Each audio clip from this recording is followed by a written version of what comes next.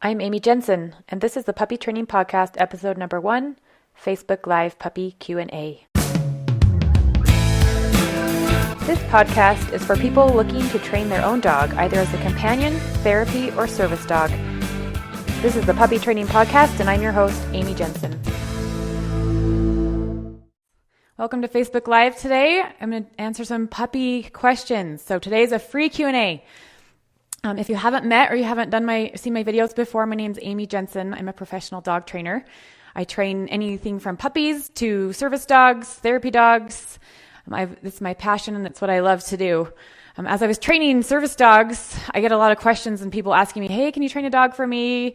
And I would get this a lot. And I realized I can't help everyone. I can't train everyone's dogs.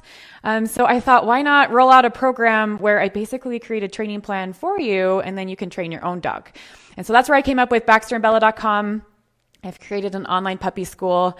It works well for dogs as well, but I basically roll out a training program for you. I was at the gym this morning and I was thinking, I come to the gym and I can get I can go to a class and have a workout, or I can do my own workout. And I know for myself that if I go to the gym and I try to do my own workout, I just don't work as hard and I get lost and I don't want to think of what to do. I just want somebody to tell me what to do. Honestly, when I go to the gym, I don't want to have to think about it. I just want to work out. So it's kind of what I've done in the puppy world is I've created workouts for you. You don't have to think, what should I do with my dog today? What do I want to do for training today? I've really just rolled out an entire map for you of what to do with your puppy from day one, actually even before your puppy comes home. I help you set up your house. I help you get all the necessary equipment. And then I walk you through step by step. I basically hold your hand through the whole puppy training process. So that's what I've created for you. It takes all of the thinking out of it for you. Not all of it, but a lot of it. And I've saved you a ton of time because I've done all of the work for you. And I've rolled out a program that works. You get a nice, calm, well-behaved dog, which is what we all want, right? We want a dog that we can take places with us. We want a dog that we can do things with. It's not embarrassing to walk him down the street or to take him wherever we want to go. So anyway, I want to help you. So today I've thrown out there that I will answer puppy questions. So I've had some people throw me some questions, and that's what we're going to go through today. So thanks for joining me. Why don't you go ahead and tell me where you're from? I would love to see what part of the country you're from, and maybe tell me if you have a puppy already, what kind of puppy they are and how old they are. I would love to see that. All right. So let's go to our first question. Crystalline asked, my 9-month-old puppy played with a 4-month-old puppy the other day and made her cry several times. I feel concerned about this. Should I be? What can I do about this? And how can I help her play at the same level as the other dog she is playing with? Great question. I get this a lot about, sometimes when we watch puppies play, it can look a little bit scary. Maybe it looks like one puppy's dominating the play, or one puppy maybe growls while they play, or a lot of times people are just uncomfortable watching their puppies play because they use their mouth. So it looks like they're biting each other. But that's how puppies play. So the first thing I would say to you, Crystalline, is that you need to learn what puppy body language looks like and what appropriate body language looks like for a puppy that's having fun. So basically, if you're watching two puppies play, and this is what I do when I see puppies play, I'm looking for bouncy bodies. I want to see that the puppies are bouncing around. They're kind of noodly. Their bodies are relaxed. They're not stiff. Their tails aren't, stiff in a straight line. Their hackles aren't raised. So they're just nice and loose. A noodle's a really good example of how to look for that. So bouncy, noodly bodies. A lot of times puppies who are playing will do some dips, like their bodies will dip, or they'll do some play bows where their front paws go down. We call it a play bow. It looks just like a bow. Your dog is bowing or they're saying their prayers or something. So that's inviting the other dog to play. Another thing you can watch for is sometimes they'll take their paw and just kind of stroke the other dog. That's an invitation to play as well. You can look at their mouth. You want to make sure they have a nice relaxed jaw, so they don't have stiff jaws. Again, that goes with that noodly kind of just relaxed body in general. And then you want to make sure that they're taking turns. So if your puppy's wrestling, which puppies love to do, and yes, teeth are involved and biting's involved, and sometimes even some growling is involved, and it depends on your puppy. Some are more vocal than others, but you want to make sure that the play is being flip-flopped. So if one puppy's always on the ground and it's being pinned by the other dog, but it never flip-flops to the top and the other dog being pinned, that's probably, maybe a little alarm for this one dog might not be having such a good time. And he might be having a good time for a few minutes, but after several minutes of always being pinned to the ground, maybe not so much. So that's another thing that you can watch for. So you want to always also be asking, just, are my puppies, are they enjoying themselves? So this puppy, that your puppy was a little bit older and maybe making her cry. So if she, and I don't know exactly what that looked like, if she just kind of yelped or if she continued on for a few minutes, if she just kind of let out a little, like a yelp, then that might have been that your puppy was biting too hard and she was letting that dog know that, hey, that was too hard. That wasn't fun for me. And that's okay. That's pretty healthy for dogs to learn that bite inhibition. But if she's like crying, like whimpering, and it went on for a little bit and then, they reinitiated play and it went on for a little bit, that would be a little bit more cause for concern. So what you can do to kind of see how this younger puppy is feeling is you can put both puppies on leash. I'd have your friend who owns this other puppy possibly hold her dog and you hold your dog and give them a little break, separate them for just a few minutes, and then let the younger puppy go first. Take her off leash and see if she comes back to your dog and tries to initiate play again with those play bows or other kind of body postures that tell us that the puppy wants to continue playing. If she doesn't go toward your dog and she kind of hugs her owner, kind of like, thank you for the break, I really appreciate that, then she most likely was not having as much fun and is probably done with the play date. So that's a good trick that you can use to just assess, are the dogs still having fun or are they not? So then the second part of this, because the first part of that was like, should you be concerned? And then the second part of this is, how do I help her play appropriately? So after you've kind of assessed, well, was it appropriate play or not? Was she just letting him know that he was biting too hard or not? Then I would just go through and make sure that the arousal levels aren't too high. So let's say that they start playing again and you notice that your dog's starting to get really animated and really just pouncing on her pretty hard. They're not flip-flopping anymore. I would de-escalate that play, and I would do it by just introducing some moments of settle time. So I would just call your dog off, even if you have to just go over and like clip a little leash on him or wave a treat in front of his nose, get his attention back on you. And then I train a settle. So I would ask my dog to do maybe a minute or two settle where and you can bring a mat if your dog is used to doing mat work. Or if you don't have a mat, that's fine. You can just use the settle command. And I would ask my puppy to settle. I would stroke him, touch his paws. This is a good time to just do all of that body handling that we do with puppies.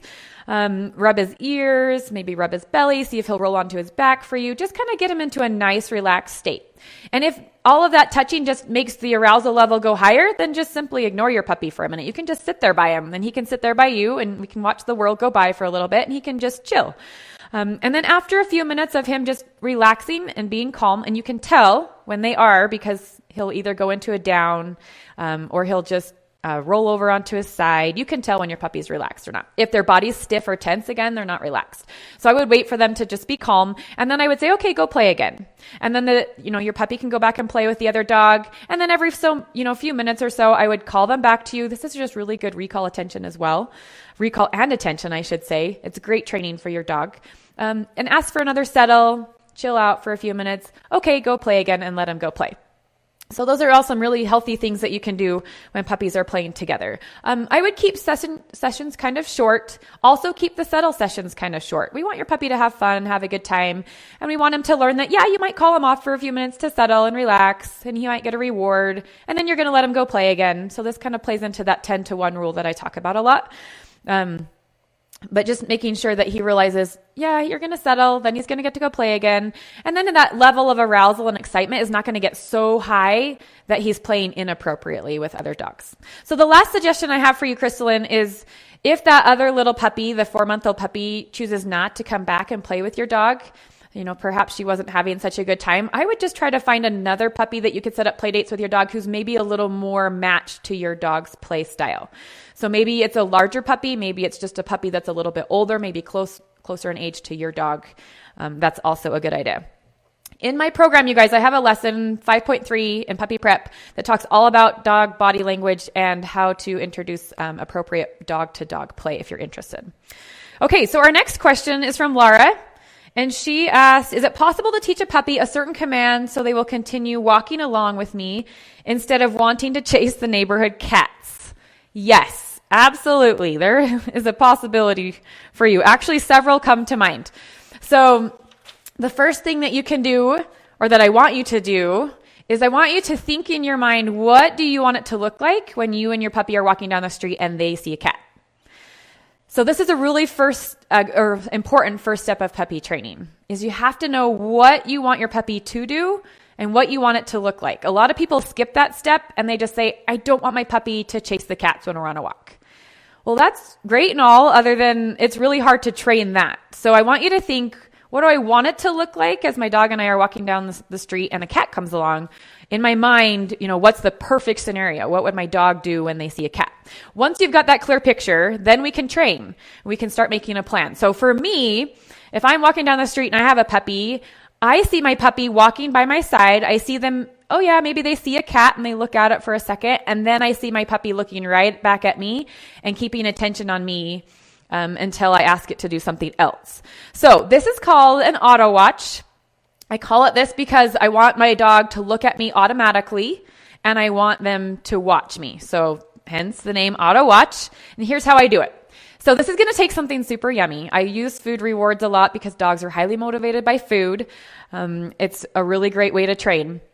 So I use something possibly like last night's steak or some pieces of chicken from last night's dinner or ham or hot dogs, whatever your dog just loves. And I put some in a baggie or in my pocket or in a training pouch, whatever you have. And they're small pieces. It doesn't take a lot, you guys. In fact, the smaller piece you use and the more you can get your dog to work for that, the better off you both are. So I pull out my little doggy treats. I've got my dog on a leash and we're going to walk down the street. As soon as my dog sees this trigger, which in this case is the cat, I'm going to try to figure out my dog's threshold. So I want to know at what point can I be walking down the street and my dog will see the cat, but I'll be able to catch him before he pulls toward the cat. Or if you have a dog, some dogs might bark at the cat or whatever. In this case, it sounds like it's pulling. So I want to find that threshold for my dog. And then I'm going to try to work under my dog's threshold. So we're going to walk down the street. My puppy's on a leash. The dog sees the cat. The instant the dog sees the cat, my hand has a treat in it and it's reaching right down and it's feeding the treat to my dog. So I'm not waiting at this moment for my dog to look at me or do anything else. I literally just want to capture the second that my dog sees the cat and the treat is in his mouth. And it has to be fast. Timing is super crucial for this. And I'm going to repeat that over and over and over again, at least 10 times. So if you have a cat that you could help set up this scenario, or if your neighbor's cats are always out and you know what time of day they're kind of always out, it's a good time to go out and do some training. That really helps. So again, you put your puppy on a leash, you're walking down the street, you see the cat, treat goes right into your dog's mouth. So you're actually like putting the treat right, on his mouth. So he's eating the treat and it might just take several treats. Just keep treating. And then you can either turn and go the other way or you can keep walking. I would just create more distance between you and the cat. You could also, you could also just stay there and let the puppy see the cat and you could just keep feeding. Cats are a little tricky and the cat might stay there for a long time. So I would probably with a cat, they see the cat, I give them some treats, we go do something else. You could wait for the cat to walk away, but who knows what this cat's going to do. Cats are pretty funny like that and they like to do whatever they want to do. So that's up to you. But the idea, the concept is the same. Whether you choose to walk away or stay is that when the puppy sees the cat, the treats start coming. And then you want to do that to the point that next time you put your puppy on a leash, you walk, they see the cat, you kind of wait a second before the treat comes out. And you want to see if your puppy will look to you like, hey, I saw a cat. Where's my treat? Remember last time I saw the cat, you gave me a treat. And that's when you know you've captured that auto watch. And then from that point on, when my puppy sees a treat, or when my puppy sees a cat, the treat comes out after they look at me. So again, you start with the puppy sees a cat, I treat, puppy sees a cat, I treat. And then you want to repeat that enough that when you hold off on the treat for a few seconds, your puppy sees a cat, and then they look at you like, hey, where's my treat? So once you've reached that point, that's the start of the auto watch. And from then on, when you're walking and the dog sees the cat, you wait for the dog to look at you. Then you could mark yes, because that's what you're wanting. You're wanting your dog to look at you. Once you've marked yes, or your clicker train, like click, whatever you do to mark your dog's good behavior, give him the treat.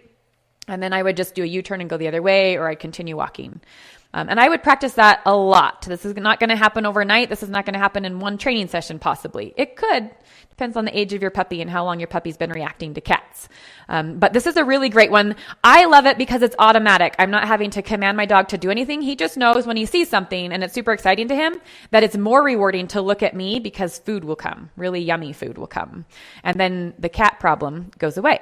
The other option that I thought of was that you could train the leave it command. So, and this can be generalized to anything.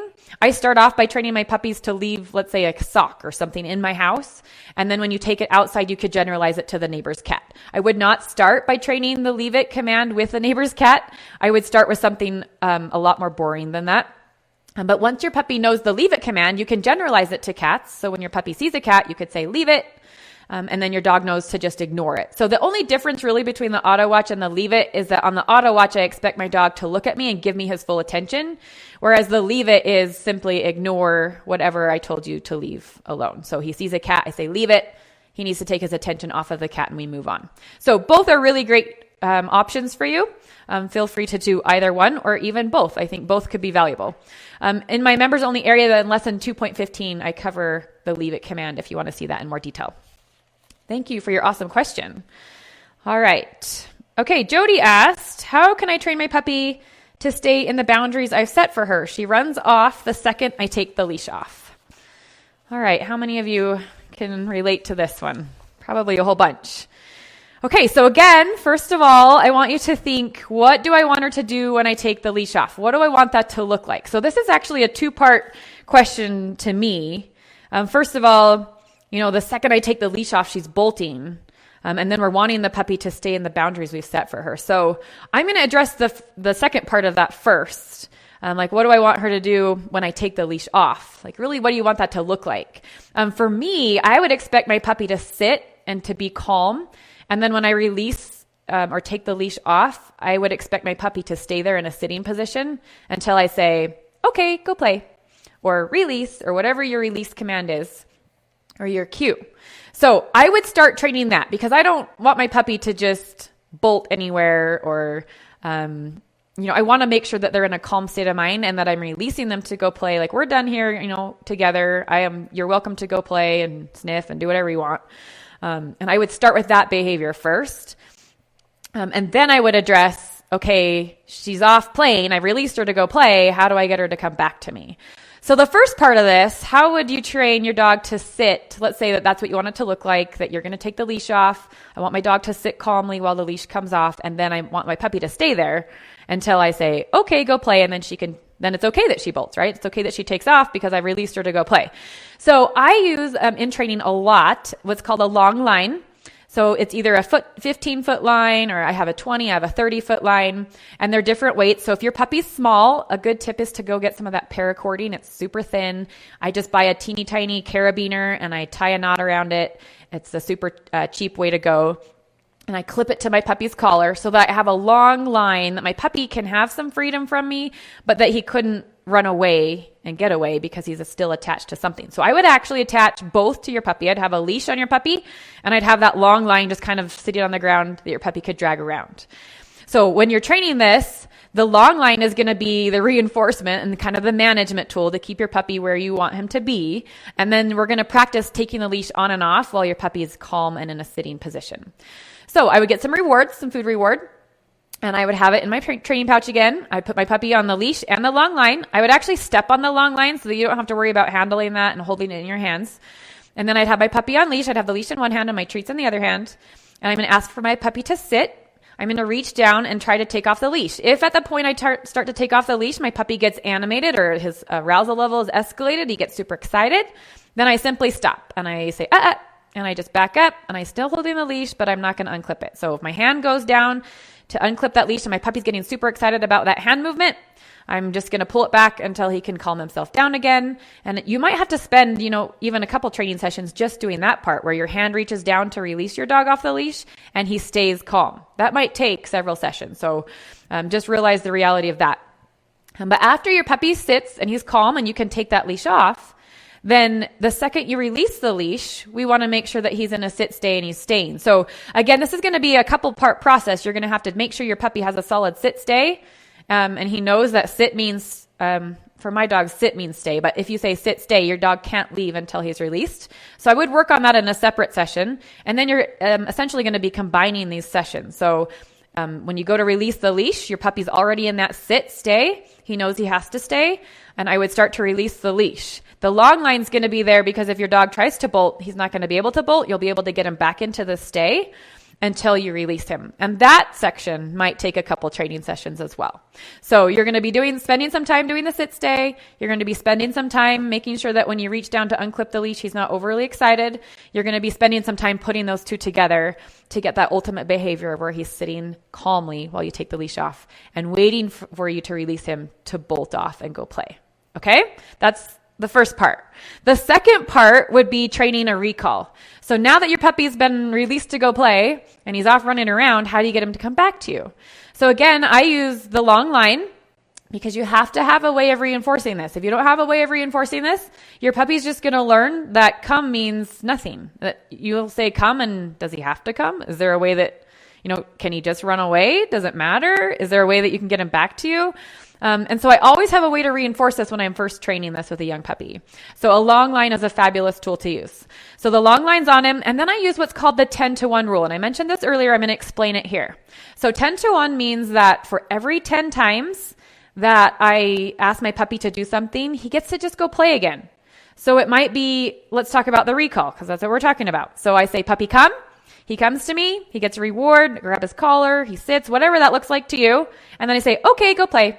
And I'm going to say, puppy, come, and do whatever I do with the come, and then say, okay, go play again, like immediately after, at least 10 times for that one time that I'm going to ask him to come to me, and then I'm going to clip the leash on, and we're going to go inside. Why does that matter? If you think about it, if the only time you called your puppy to you, you either got mad at him because he's been bolting off, or let's say you put the leash on every time you say come and you go inside, or you put the leash on and then you put him in a crate and you leave somewhere. Those are all kind of negative associations to your dog, and he's associating them with the come command.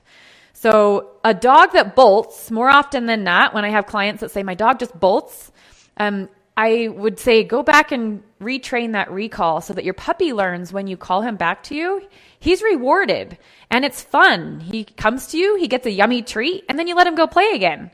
And that's a really fun, motivating game for your dog. That's what we want to train our dog to do. When we recall him, he's like, yeah, I'm coming.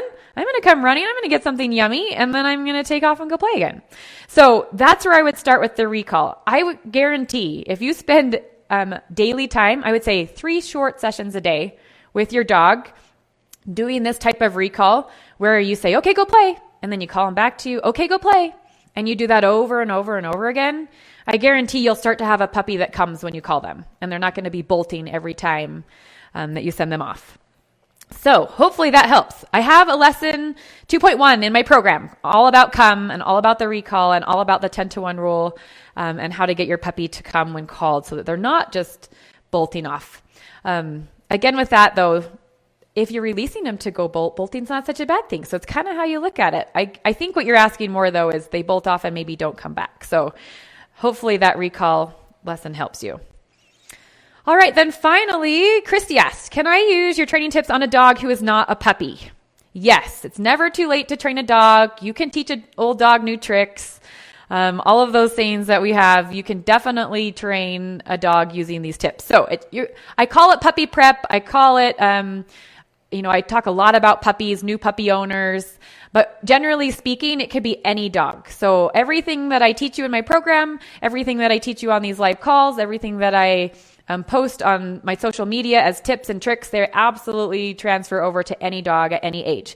I will say, if you have a new puppy, I would really encourage you to start right away with the training process. Don't wait. The second your puppy comes home, you become a dog trainer because everything and every interaction you have with your dog, he's either learning something you want him to learn or he's learning something maybe necessarily that you don't want him to learn.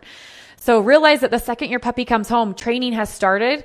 And I've outlined a really great way to go about it to get a good, well-mannered dog that you'll be happy to live with for all of your life. So if you have an older dog and you're coming to me and you're saying, my dog has some bad habits, it's okay. I am totally happy to outline a training plan for your dog based on whatever bad habit if you feel like your puppy has. and that you're wanting to focus on, I would love to help you. So don't give up at any age, whatever age your dog is, it can be done. All right. So it looks like, thanks for joining me, you guys. I was going to see if there's any more last minute questions posted. Sometimes I forget to check my comments. So, Scott, thanks for asking, when is it too late to start your program? It's never too late to start my program. That kind of goes along with Christy's question. So if I'm visiting someone's home who has a pet that likes to jump up on me, what is an appropriate way to get them to settle without causing problems with the dog owner? Ooh, great question. So if you have and this is from Christy as well. Thanks for joining us today, Christy.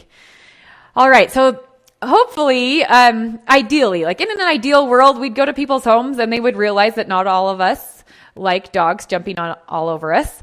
But that's not always the case. A funny thing about this question is a lot of times I tell my clients on the reverse that when people come to your home, it's harder to train that person to ignore your dog.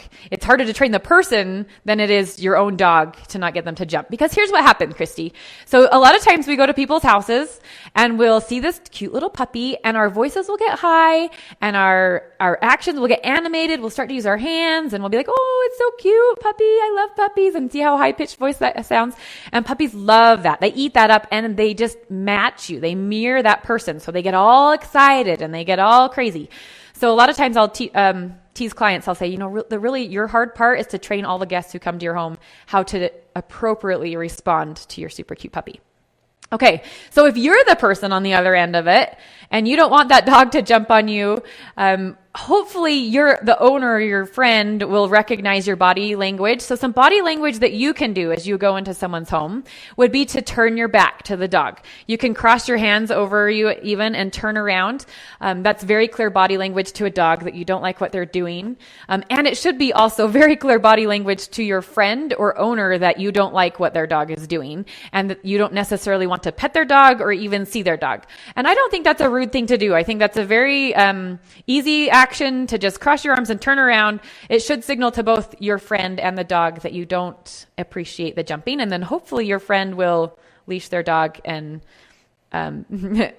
help you with that behavior. The other thing, Christy, you can do is send them to me and I will help them train their dog not to jump on you when you go to their house. All right. Thanks, Ryan, for joining. Crystalline, thanks for being on today. James, thanks for jumping on. I don't see any more questions. So hopefully you guys are doing awesome. Happy training. Have a great week. Get out there with your pups and do some good training sessions. And I'll see you guys later. If you have a question about anything you heard on this podcast or any other puppy training question, visit my site, BAXTERandBella.com, to contact me.